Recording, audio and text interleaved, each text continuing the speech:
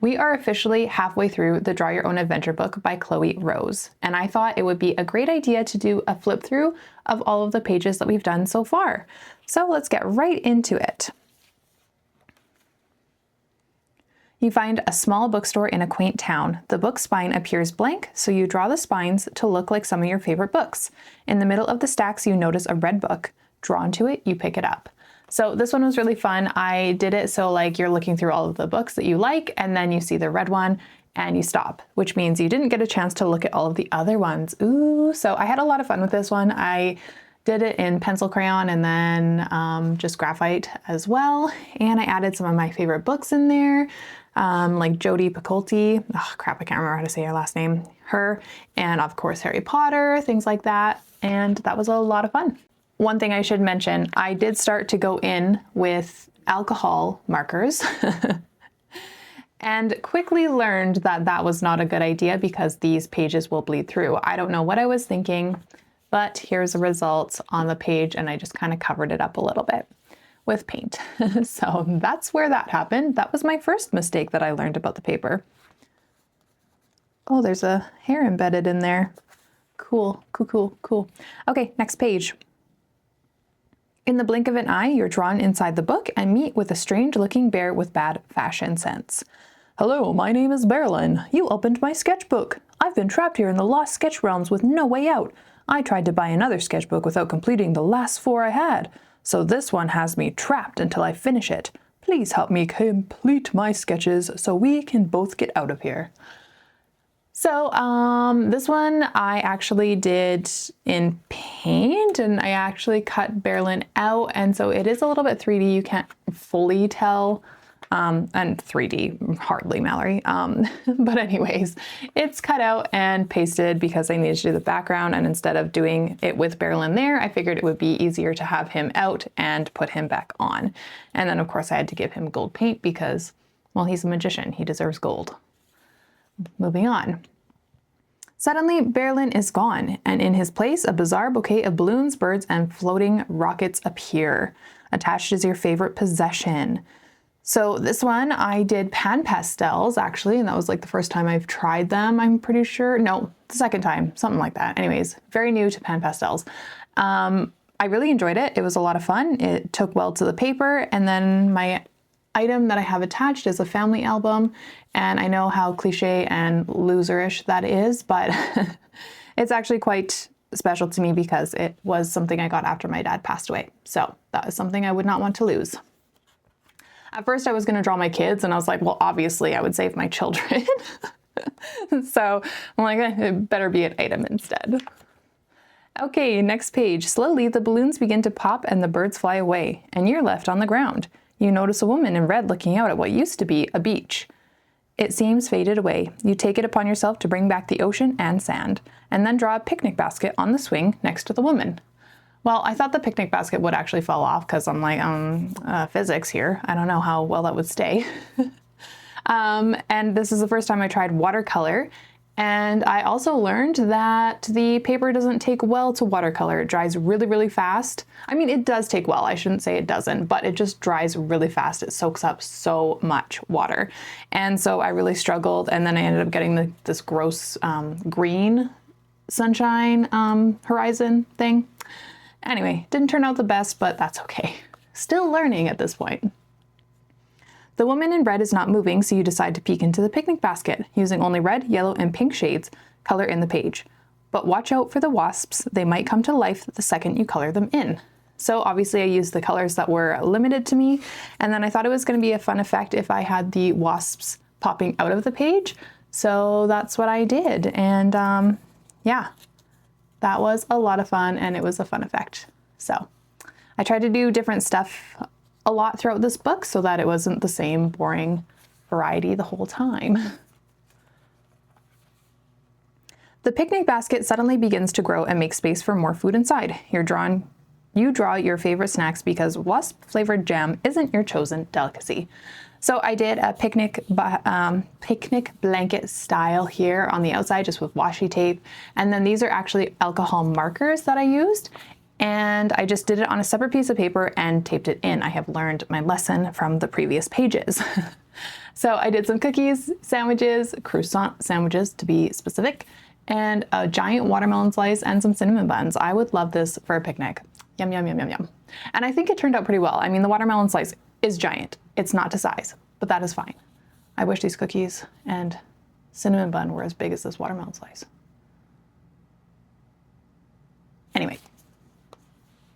Covered in sand, jams, and snacks, you walk further down the beach and notice 3 beach huts using only pastel colors.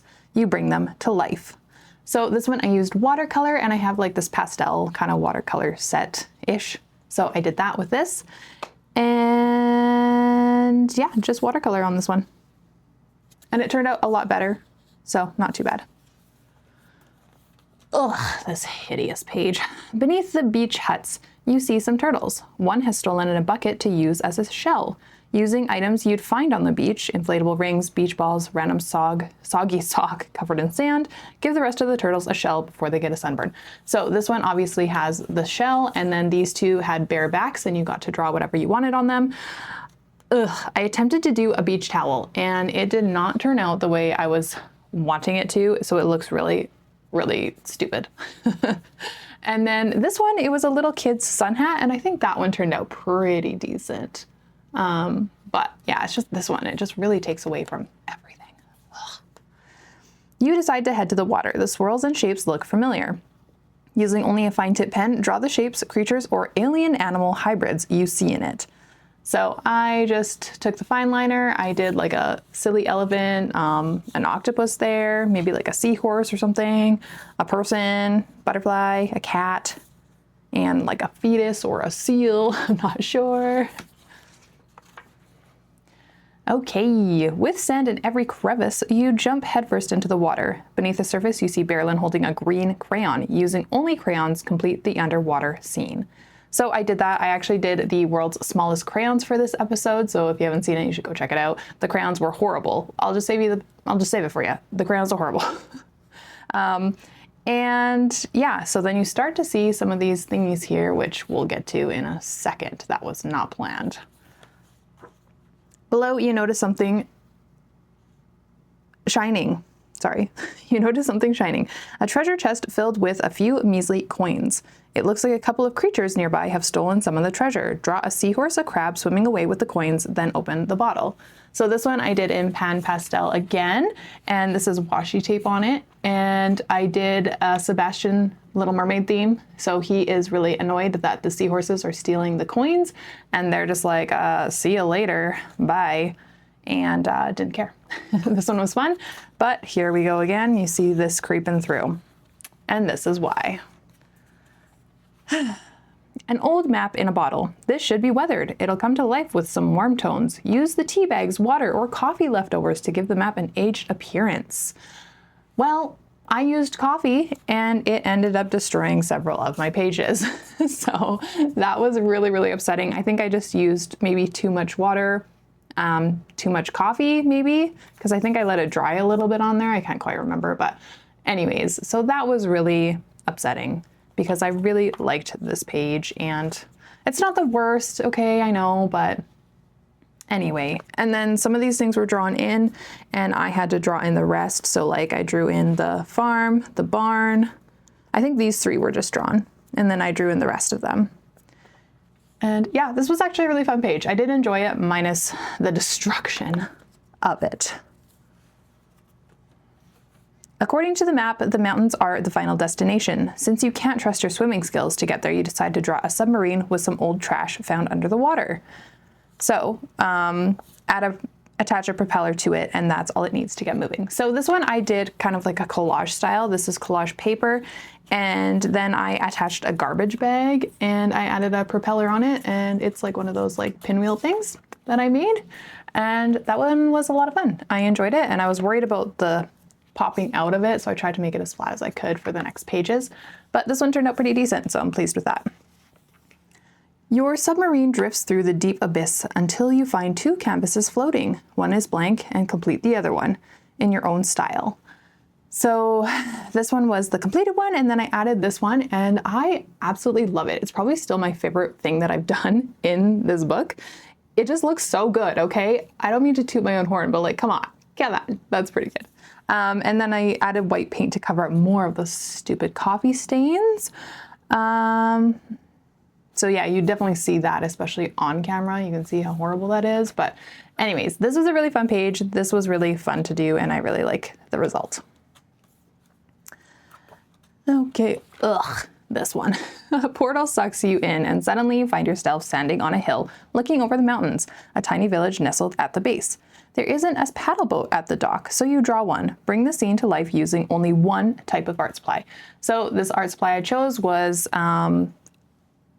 paint markers, and it does not look good. I will say that. I was trying to do like a mark making situation here, and well, you can see the results.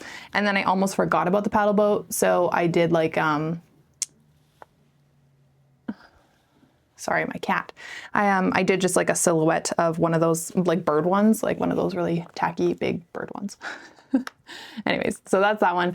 Not my finest page. The buildings in the village are very charming and colorful. It seems as if a festival is going on. Color the buildings and add balloons, streamers, and party decorations throughout the street. Bonus points if you add metallic colors to the scene. So this one I chose to do pencil crayon, and I did like pastel colors of the rainbow, and sort of the rainbow, I guess, not fully quite, but anyways. So I did that, and yeah, I really like this one. I last minute threw in like a mannequin, and I decided to make it into like a fashion week. So that was a good call on my part, and the only reason I did that was because of the next page. So I went from this page to the next one and then back to this one to add it as a fashion week. And this is why. A close-up look at the banners reveals some interesting designs.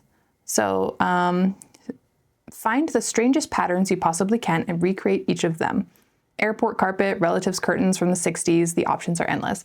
So when it said curtains from the 60s, it kind of gave me an idea of doing different fashion trends of some of the years. And that's why I did Fashion Week on the previous page. But this is fashion, the top fashion for the 60s, 70s, 80s, 90s, 2000s, and 2010s. And actually, this is coming back in 2026, I guess. So there's that. So this was a lot of fun. These are just, I just printed off these patterns and then painted the background.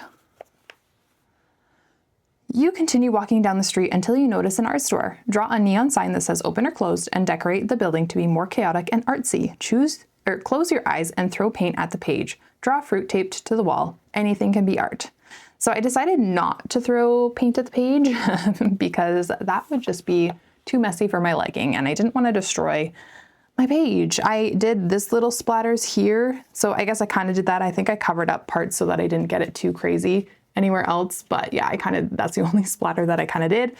And then I decided to do a art gallery theme, and I did based on that banana painting that sold for like millions of dollars, I did taping fruit to canvases in the gallery. And then downstairs is where all the people are. They're all bomping. They're not checking out the gallery because it's too lame. Oh, and this one was also in watercolor for the most part with pencil crayon over top. You open the door to find a huge paint spill all over the floor. To make an even bigger mess, draw the shapes you see in the paint. So this one I decided to use a white liner this time, and I think it turned out pretty decent. So that was fun to do. I feel like these things always intimidate me because I'm like, did I choose the best shapes possible? It's always about pressure. Okay, whoever owns this place is incredibly untidy. Art supplies are scattered all over the place. Color them in your favorite colors. So this one I decided to use actual art supplies that I have. So I did like paint supplies that I use, washi tape that I love. This is actually washi tape from Mira Byler, and I'm all out of it now and I'm really sad about it. Watercolors and Faber-Castell brand, the Milan art paint brands. I love that. So I just did art supplies that I actually have. And then used those supplies to finish the page. Continuing your journey, you go back outside and find a bike. Make it as tacky as possible with mismatching colors, then steal it and ride off to the next page. So this one I did watercolor, and honestly, I tried to make this bike tacky and I think it turned out really, really good. So my classic saying in this episode was, I should start to try and make everything tacky, and then it'll turn out really nice. You take the bike further down the road and discover an ice cream stand. On the cone, draw ice cream in the flavor of the last thing you ate. So I can't remember. I think it only had the one flavor and I added the other 3 because I was like, I had all of these flavors very recently. And I love ice cream. So I wanted to just not be like, I have more ice cream than 1 scoop. Okay. So, and then I added brownies on top because that just ties everything about ice cream together. So this one was watercolor mostly, and then I did a fine liner for outlining. Ahead of you, an orchard appears, just like the one on the map, but the trees are empty. Fill the orchard with different fruits. So this one is also watercolor, and I just wanted it to be kind of like a neutral base, and then I would have, or like not neutral, but like a dollar base, and then I would have the trees really stand out by making them purple, and I wanted to add like orange type style made up fruit, but yeah, they really just look like oranges or lemons or something. So didn't turn out the best, but whatever. It's not the worst page. Walking further into the orchard, you find some weird fruits that look blended together. Create more mixture of different fruits. So she did examples of strawberry banana, and I did, don't judge me on the names because they're quite lame, but I did a blue pear, an Oregon fruit, black cherries, water grapes, and strawberries. I think the Oregon fruit, dragon fruit, and orange is my favorite. Man, that's hard to say. Okay, oh, and this was just all in paint markers, paint pens, yeah. Weirder still, you find blended vegetables. Is that brock carrot? Caroccoli? Create your own vegetable hybrids. So this one, I did alcohol markers just on separate paper, and then I taped it in or glued it into the page and then did a black background.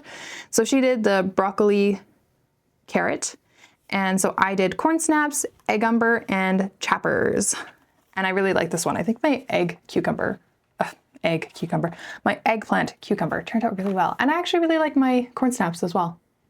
I don't know, I like them all. I think that was a decent page. Apparently, nobody ever told you to not eat weird foods, so you find yourself, nobody ever told you not to eat weird foods you find growing on trees. So using a fine tip pen, you draw in different shapes that you see again. And this one I decided to do like a full face, and these are like the eyes, the wacky hair, and like the nose mouth area. Let me know if you see it or if you don't. Oh, and this is my favorite page probably to date. As things come into focus, you see the outline of a bear, and still in the days, you take things into your own hands and draw a famous masterpiece inside the bear to bring him to life. So this one I did the inspiration of like a Monet Lilies on the Water or whatever painting. And yeah, I did paint markers and I really like it. I think it turned out awesome possum. The bear begins to walk away, so you follow him. You end up at a farm. Do they grow crops, raise animals? Close your eyes, grab an art supply at random, and draw what belongs on the farm based on the colors you picked. Well, I actually didn't close my eyes and do something at random. I already had the paint markers out, so I decided to do the paint markers. Lame, I know. I chose to do a frog farm though, which is something not normal, I don't think. Is it? Anyways, so I did these cute like frog illustrations, did this fancy little farm pond. I don't know. It turned out okay. Not my favorite, but... And then I did fine lining on the outside, or like around it. You approach the barn and see an entire forest of trees inside. Draw the forest without lifting your pen. A swirly mess of trees made in one continuous line, then color it in. So I just used a fine liner, and then I used, or did I do pencil? I can't remember. Pencil and then fine liner, and then I colored it in with pencil crayons. Either way, those are all the supplies I used, and it kind of looks like a forest. I don't know. It was a hard challenge, but I enjoyed it. It was actually a lot of fun doing all these scribbles, so. Another shameful page. You step inside the doorway and find yourself in front of an old tree, experiencing all 4 seasons at once. So you had to draw each of the seasons and falling leaves. So obviously I have spring, summer, fall, winter, and I tried to do some like masking fluid and then ended up tearing the page apart. Maybe it looks better on camera, I don't know, but it does not look good in person. So there is that. And I just did watercolor on this one, so yuck. As you continue deeper into the woods, you find the forest floor is covered in flowers and greenery. Choose 4 colors to bring it to life. So this one, I didn't want to do like a array of colors, like coloring in every little section. I just decided to do 4 different quadrants and colored those parts in with the colors that I chose. This one is very small, but there is 4 colors there. And that one was just watercolor background with pencil crayon on top. You come across a large stone with what appears to be a sword stuck inside it. Draw the sword covered in jewels fit for a king. Add some more gemstones and jewels stuck inside the stone too. Whoops. Use a white pen to create extra shine. Whoops. So this one I did a very dull background in watercolor, and then I added, ooh, look at that shine. I feel like I really recovered by not doing everything by adding that shine. So this is gold and silver leaf, and I did like the sword in the stone style sword.